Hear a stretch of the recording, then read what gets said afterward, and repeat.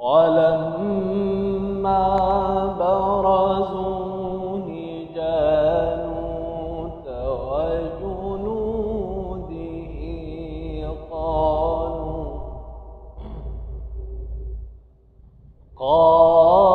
قالوا ربنا أفرغ علينا صبرا وثبت أقدامنا وانصرنا على القوم الكافرين.